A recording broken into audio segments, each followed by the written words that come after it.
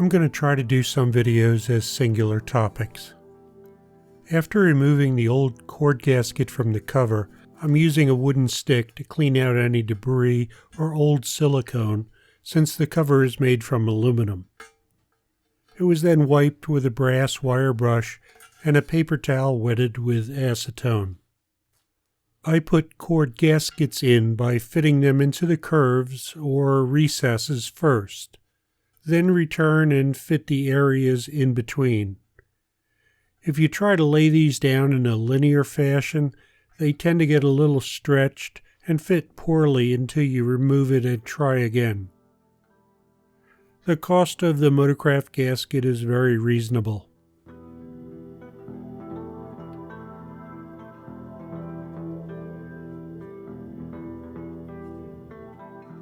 I confirmed that it was fully set into the groove using a large socket to push it down.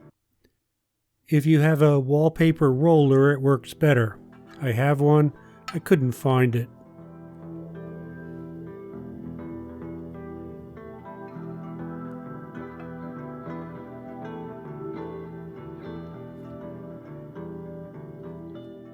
As I'm doing with many of the cord gasket areas on this motor, I'm adding a secondary seal to the outside of the cord. Hopefully, if there is some weeping, this addition will hold it back.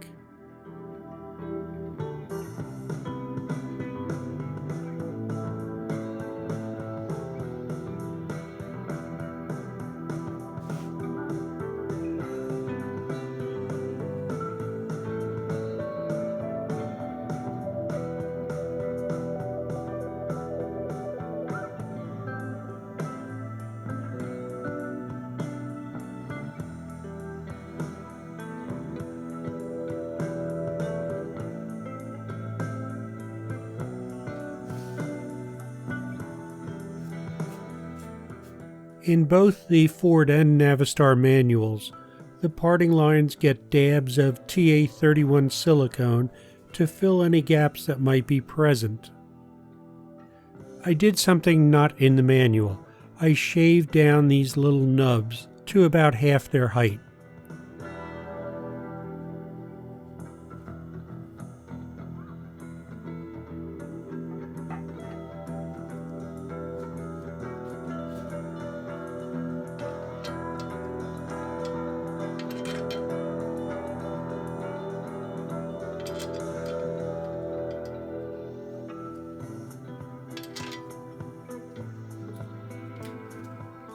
While I'm using my impact gun, it's set at the lower setting, and I'm using a light trigger.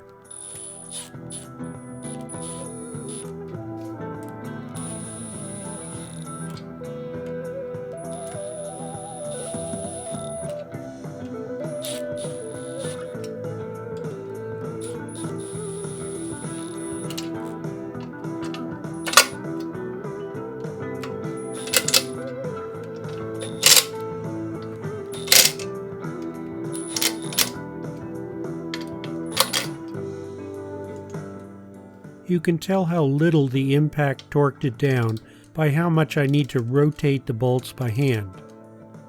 The manual doesn't mention a cross pattern, but I always do that on a wide surface. It mentions only the final torque value, but I step it in half.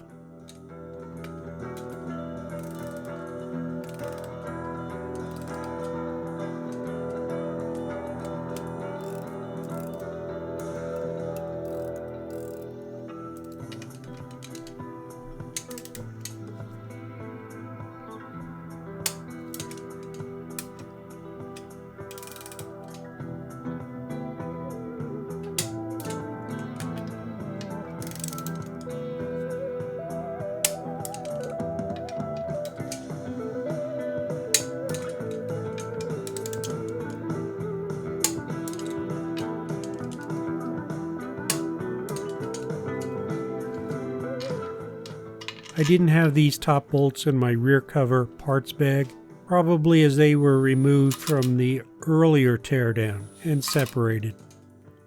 So doing this shouldn't present an issue.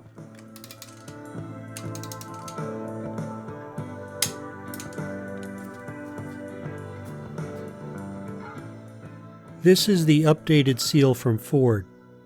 The seal comes with a ring if you have the unique tool for installing the rear main seal.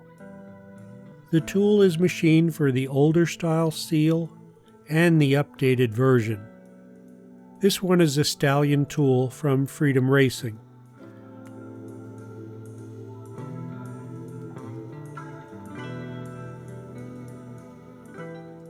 The guide part of the tool aligns to the crankshaft dowel, and 2 screws attach it. I leave the tool slightly loose. I do this with all tools like this.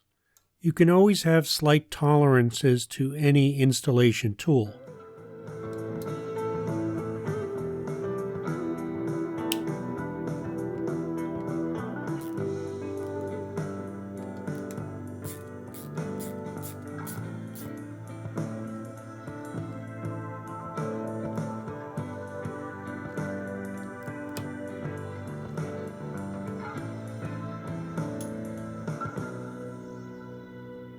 This seal, like many heavy-duty truck axle seals, has sealant on the inner surface, so you don't have to add anything to the crankshaft.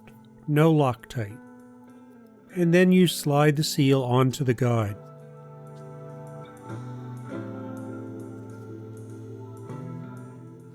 Next, the driver is installed. Then the thrust bearing, so it's easier to feel the installation. Takes less force. Finally, the collar nut to drive the seal on. For me, this is truly a situation where you want to do this by hand. If there is anything wrong with the seal or the installation, you can feel it and know to stop before hurting anything. I try to use a T-handle anytime I do something like this. Maybe it doesn't make a difference, but I prefer having torque on both sides of the tool.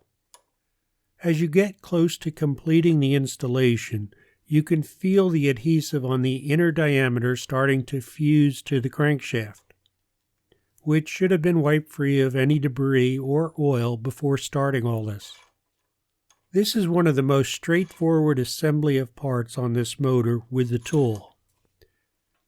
This is ironic because if it goes bad, it is a costly, labor-intensive repair.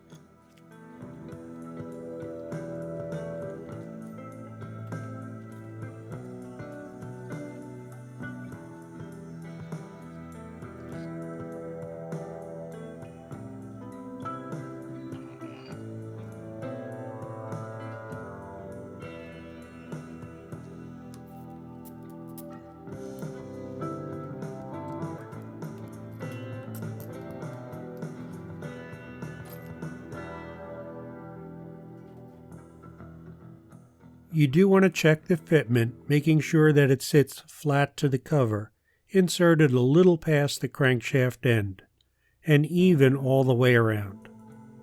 I hope this helps someone. Thanks for watching.